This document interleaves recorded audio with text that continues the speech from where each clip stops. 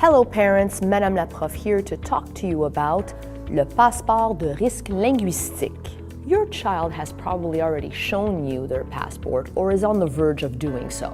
The passport is a tool that will help your child develop skills in their second language by presenting them with a variety of linguistic risks, by having them step out of their comfort zone, and by experiencing the language in an authentic way. Since the linguistic risks are based on real-life situations, they can use their passport on their own, with their family, at school, in the community, at the store, at the movie theater, but not during a movie. When you open the passport to pages 4 and 5, you will clearly see les règles d'engagement, the rules of engagement, where we clearly explain how to use this passport in both French and English.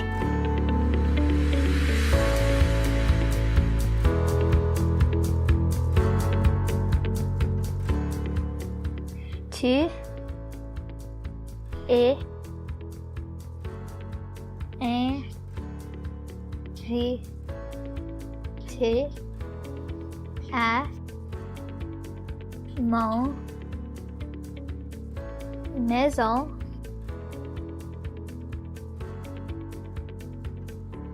pour un party de pyjama vendredi nuit. Each linguistic risk can be done up to 3 times.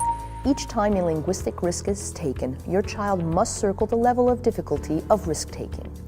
E for un risque linguistique élevé or high linguistic risk. M for un risque linguistique moyen or medium linguistic risk.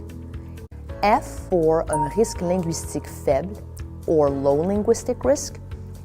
So with this passport, your child will discover that it's easy to use their second language in everyday context, and will probably discover that they have more skills than they thought.